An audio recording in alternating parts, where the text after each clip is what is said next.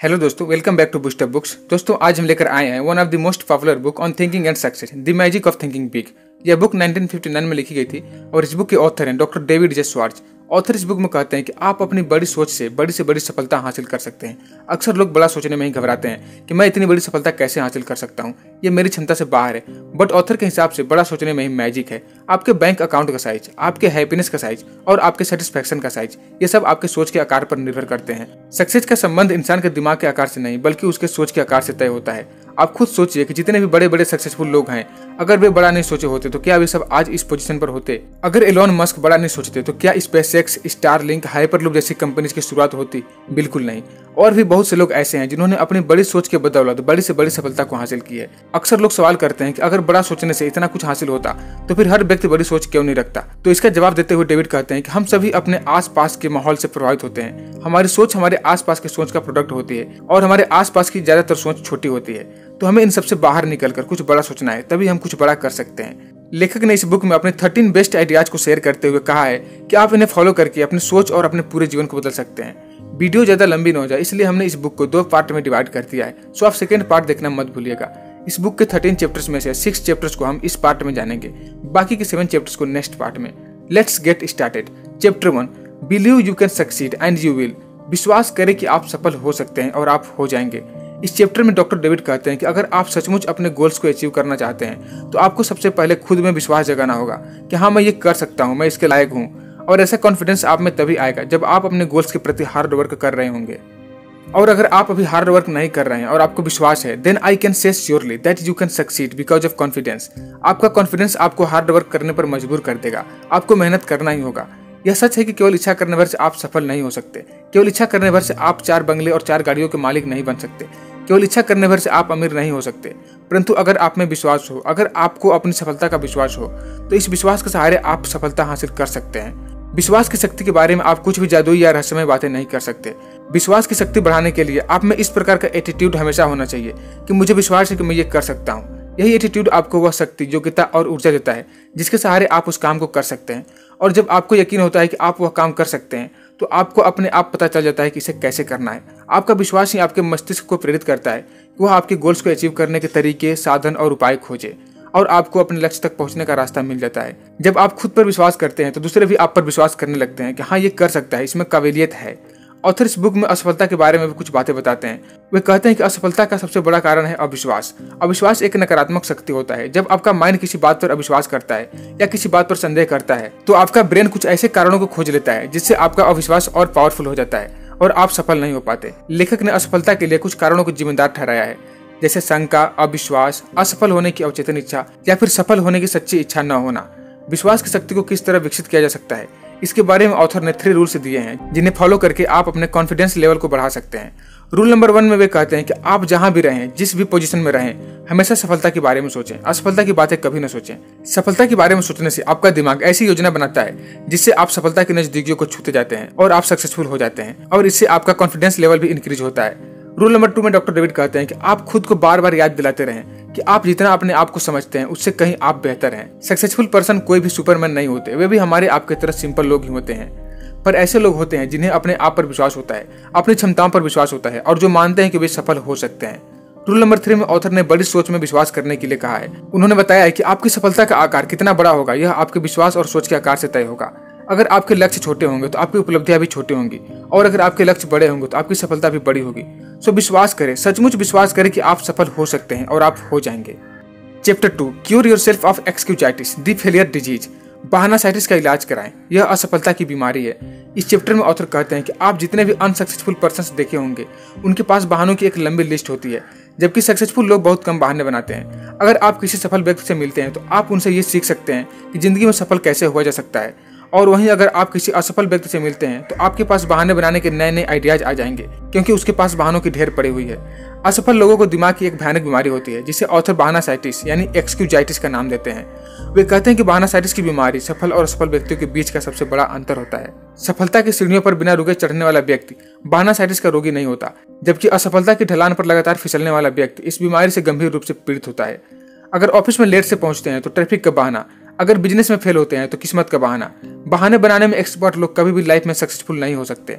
वे कई प्रकार के बहाने बनाते हैं। कभी कहते हैं मेरी उम्र बहुत कम थी इसलिए मैं नहीं कर पाया, तो कभी कहते हैं कि मुझे इसके बारे में कोई नॉलेज नहीं थी इसलिए फेल हो गया। अगर कोई स्टूडेंट एग्जाम में फेल होता है तो वह तबीयत ठीक न होने का बहाना बनाता है। वह कहता है कि मेरी तबीयत ठीक नहीं थी जिसकी वजह से मैं एग्जाम की तैयारी सही से नहीं कर पाया था। तो अगर आप सचमुच लाइफ में सक्सेसफुल होना चाहते हैं तो जितना हो सके उतना कम बहाना बनाएं और धीरे धीरे बहाने बनाना ही भूल जाएं। Chapter 3, build confidence and destroy fear. विश्वास जगाएं और डर भगाएं। विश्वास और डर, इन दोनों में जमीन आसमान का फर्क है। विश्वास आपको पॉजिटिव पावर देता है जिससे आप सफलता की ओर आगे बढ़ते हैं, जबकि डर आपको नेगेटिव पावर देता है जो आपको असफलता की ओर ले जाता है। लेखक ने डर को सफलता का नंबर 1 दुश्मन बताया है। डर आपको किसी अवसर का लाभ उठाने से रोकता है। डर आपको शारीरिक और मानसिक रूप से कमजोर बना देता है। वास्तव में डर एक शक्तिशाली भावना है जो किसी न किसी रूप में लोगों को वह हासिल करने से रोकता है जो वे जीवन में हासिल करना चाहते हैं। हर प्रकार का डर मनोवैज्ञानिक यानी साइकोलॉजिकल इन्फेक्शन का एक रूप होता है। हम अपने मानसिक इन्फेक्शन को भी उसी तरीके से दूर कर सकते हैं जिस तरीके से अपने शारीरिक इन्फेक्शन को दूर करते हैं। जैसे अगर आपको कोई फिजिकल प्रॉब्लम होती है तो आप तुरंत डॉक्टर के पास जाते हैं और डॉक्टर उसका सोल्यूशन देते हैं। अगर आप डॉक्टर के पास जाने का एक्शन न लेते हैं और घर पर बैठे बैठे डरते रहते हैं कि अब मेरा क्या होगा, अब मैं नहीं बचूंगा, तो एक दिन सच में आप दुनिया छोड़कर चले जाते हैं। डर की जगह आपको खुद में विश्वास जगाना है। कोई भी व्यक्ति आत्मविश्वास के साथ पैदा नहीं होता, वह धीरे धीरे आत्मविश्वास को हासिल करता है। सेकेंड वर्ल्ड वॉर की एक घटना को शेयर करते हुए ऑथर कहते हैं कि आप भी इसी तरह से अपने अंदर छुपे डर को दूर कर सकते हैं। घटना यह थी कि युद्ध के दौरान नेवी ने यह फैसला लिया कि उसके सभी नए रिक्रूट्स को तैरना आना चाहिए। इसके पीछे का रीजन था कि अगर उन्हें तैरना आता है तो वे किसी को भी डूबने से बचा सकते हैं। प्रशिक्षण के दौरान लेखक ने देखा कि इतने बड़े बड़े जवान और स्वस्थ लोग कुछ फुट गहरे पानी में कूदने से घबरा रहे थे। उन्हें 6 फुट ऊंचे स्टैंड से पानी में कूदना था और पानी सिर्फ 8 फुट गहरा था। हालांकि उनके आसपास बहुत से स्पेशलिस्ट स्विमर भी थे और जान का कोई जोखिम भी नहीं था, फिर भी वे बुरी तरह से डर रहे थे। उनमें और उनके हार के डर के बीच में केवल एक ही चीज बाधा बन रही थी, वह थी पानी में छलांग लगाना। तो नेवी बोर्ड ने उन्हें सडनली पानी में धक्का दे दिया और इसका परिणाम यह निकला कि पानी से उनका डर हमेशा के लिए दूर हो गया। इस घटना से हमें यह सीख मिलती है कि किसी भी काम के प्रति एक्शन लेने से हमारा डर दूर होता है और हमारा कॉन्फिडेंस भी बढ़ता है। अगर हम किसी काम के बारे में केवल सोचते रहेंगे और डरते रहेंगे तो वह काम जिंदगी में कभी पूरा नहीं होगा। चैप्टर के अंत में ऑथर कुछ टेक्निक्स शेयर करते हैं जिन्हें फॉलो करके आप अपने डर को दूर कर सकते हैं और अपना कॉन्फिडेंस भी बढ़ा सकते हैं। वे कहते हैं कि अगर आप स्टूडेंट हैं या फिर किसी मीटिंग में जाते हैं तो हमेशा फ्रंट सीट पर बैठें। अगर आप किसी से बात करते हैं तो आई कांटेक्ट करके बात करने का प्रयास करें। बोलने की आदत डालें, आईने के सामने खुद से बातें करें, इससे आपका कॉन्फिडेंस डेवलप होता है। अपनी यादों के बैंक में केवल पॉजिटिव आइडियाज डिपॉजिट करने का प्रयास करें। नकारात्मक, अप्रिय घटनाओं या फिर खुद को नीचे दिखाने वाले विचारों को याद करने की आदत छोड़ दें, तभी आप जीवन में आगे बढ़ सकते हैं, अदरवाइज आप जहां हैं वहीं रह जाएंगे। Chapter 4, how to think big. बड़ा कैसे सोचें। इस दुनिया में लगभग 90% लोग ऐसे हैं जिनकी सोच छोटी या फिर एवरेज है। ऐसे में अगर आप बड़ा सोचते हैं तो आपके सामने कंपटीशन बहुत कम है और आपके लिए एक बहुत बड़े करियर का रास्ता भी खुला हुआ है। साथ ही साथ आप दुनिया के उन 10% लोगों में शामिल हो जाएंगे जो बड़ी सोच रखते हैं और कहीं न कहीं अपने लाइफ में सक्सेसफुल लोग हैं। ऑथर कहते हैं कि सफलता के मामले में आप किसी को भी उसके हाइट या वेट से नहीं नाप सकते और ना ही उसके कॉलेज की डिग्रियों से और ना ही उसके फैमिली बैकग्राउंड से। उन्हें केवल आप उनके सोच के आकार से नाप सकते हैं। आप कितना बड़ा सोचते हैं यही आपकी उपलब्धियों के आकार को तय करता है। छोटी सोच रखने वाले खर्च में कटौती करके इनकम बढ़ाने के तरीके खोजते हैं, जबकि बड़ी सोच रखने वाले लोग मैक्सिमम सेलिंग करके इनकम इंक्रीज करने के तरीके खोजते हैं। छोटी सोच वाले लोग कम समय के लिए छोटा गोल सेट करते हैं, जबकि बड़ी सोच वाले लोग लंबे समय के लिए बड़ा गोल सेट करते हैं। खुद की वैल्यू कभी कम न समझें, अपने गुणों, अपनी योग्यताओं पर ध्यान केंद्रित करें। यह जान लें कि आप जितना समझते हैं उससे कहीं आप बेहतर हैं। हमेशा बड़े विचार वाले शब्दों का प्रयोग करें। ऐसे शब्दों का प्रयोग करें जिनसे विजय, आशा, सुख और आनंद आदि के भाव निकलते हों। ऐसे शब्दों का प्रयोग न करें जिनसे असफलता, हार, दुख, निराशाजनक वाले विचार उत्पन्न होते हों।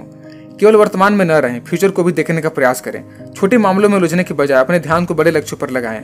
याद रखिए, बड़ी सोच आपके लिए हर तरह से बेनिफिशियल होता है। अगर आप बड़ी सोच रखते हैं तो आपको खुद पर प्राउड फील होगा और आपका कॉन्फिडेंस भी बढ़ेगा, क्योंकि आपके आसपास वैसी सोच रखने वाले बहुत कम लोग ही मिलेंगे। Chapter 5, how to think and dream creatively. रचनात्मक तरीके से कैसे सोचें और सपने देखें। रचनात्मक सोच का अर्थ है किसी भी काम को करने के लिए नए और बेहतर तरीके खोजना, किसी भी समस्या या चुनौती से निपटने के लिए नए और बेहतर तरीकों को तैयार करना। क्रिएटिव थिंकिंग के लिए भी आपके पास विश्वास का होना बेहद जरूरी है। आपका कॉन्फिडेंस ही आपके ब्रेन को नए और क्रिएटिव थिंकिंग करने के लिए प्रेरित करता है। फॉर एग्जाम्पल, एक मिडिल क्लास फैमिली अपने बच्चे को किसी मशहूर यूनिवर्सिटी में भेजने की योजना बनाता है। कोई परिवार अपने आसपास के गंदे जगह को सबसे सुंदर जगह में बदल देता है। इसे ही क्रिएटिव थिंकिंग यानी रचनात्मक सोच कहते हैं। विश्वास रचनात्मक शक्तियों को मुक्त करता है, जबकि अविश्वास इन पर ब्रेक लगा देता है। जब आप विश्वास करना शुरू कर देते हैं तो आपके पास क्रिएटिव आइडियाज भी आना शुरू हो जाते हैं। क्रिएटिव थिंकिंग ही आपका क्रिएटिव ड्रीम होता है। फॉर एग्जाम्पल, अगर आपका ड्रीम है एक बहुत बड़ा बिजनेसमैन बनना, तो क्रिएटिव थिंकिंग की मदद से आप अपने बिजनेस को कम समय में ही ग्रो करा सकते हैं और एक सफल बिजनेसमैन बन सकते हैं। वहीं अगर आप एक नॉर्मल सोच रखते हैं तो आपके बिजनेस को ग्रो करने में काफ़ी ज़्यादा समय लग सकता है। So always think creatively. सुबह उठते ही खुद से पूछें कि आज मुझे कौन कौन से काम करना है और मैं इसे किस तरह बेहतर तरीके से कर सकता हूँ, तो अच्छे जवाब खुद उभर कर आपके सामने आ जाएंगे। Chapter 6, you are what you think you are. जैसा सोचेंगे वैसा बनेंगे। ये कहना बिल्कुल गलत नहीं होगा कि जैसा आप सोचते हैं वैसा ही बनते जाते हैं। हमारी सफलता और असफलता दोनों ही हमारी सोच पर निर्भर करती है। अपने आसपास आपने देखा होगा कि कुछ लोगों को काफी ज्यादा वैल्यू एंड रिस्पेक्ट मिलती है, जबकि और लोगों को ये नसीब नहीं होता। इसका कारण है सोच के कारण ही ऐसा होता है। दूसरे लोग हमें वही देखते हैं जो हम अपने आप में देखते हैं। हमें उसी तरह का व्यवहार मिलता है जिसके काबिल हम खुद को समझते हैं। सो अगर आप बड़ा बनना चाहते हैं, अगर आप वीआईपी बनना चाहते हैं, तो सबसे पहले खुद को वीआईपी समझें। वीआईपी की तरह अपने माइंडसेट को डेवलप करें। कभी भी खुद को नेगेटिव ना समझें, कभी भी सेल्फ पनिशमेंट पर काम ना करें। इन सबके बजाय इस पर ध्यान दें कि आप खुद से कैसे बात करते हैं। क्या आप खुद को स्ट्रांग बना रहे हैं? क्या आप खुद को बिल्ड कर रहे हैं? क्या आप महान बन सकते हैं? बहुत से लोग खुद से नेगेटिव तरीके से बात करते हैं और ये गलती नहीं है, क्योंकि हमें कभी बताया नहीं गया है कि इस चीज को कैसे दूर किया जाए और कैसे बदला जाए। तो आज से हमें ध्यान रखना होगा कि हम खुद से क्या बात कर रहे हैं, हम खुद के बारे में क्या सोच रहे हैं। सो ध्यान से चुनें कि हमें क्या बोलना है। हमेशा पॉजिटिव बोलें। पॉइंट ये है कि आपको खुद को बड़ा और बेहतर बनाना है, खुद की सेल्फ स्टीम को बढ़ाना है। मुझे यकीन है कि अगर आप ये कॉन्शियसली प्रैक्टिस करते हैं तो पक्का अपने लाइफ को चेंज कर पाएंगे। तो हमने इस वीडियो में इस बुक के 6 चैप्टर्स को समझा दिया। बाकी के चैप्टर्स को हम सब नेक्स्ट वीडियो में जानेंगे। सो नेक्स्ट पार्ट देखना मत भूलिएगा, तभी आप इस बुक को डीपली समझ पाएंगे। और अगर आप इस बुक को डिटेल में पढ़ना चाहते हैं तो डिस्क्रिप्शन में दिए गए लिंक से आप इसे आसानी से बाई कर सकते हैं। आई होप ये वीडियो आपको अच्छी लगी होगी। तो अभी तक अगर आपने इस चैनल को सब्सक्राइब नहीं किया है तो इमीडिएटली इस चैनल को सब्सक्राइब करें, लाइक करें और कमेंट करना ना भूलें। मिलते हैं नेक्स्ट वीडियो में। Thank you for watching.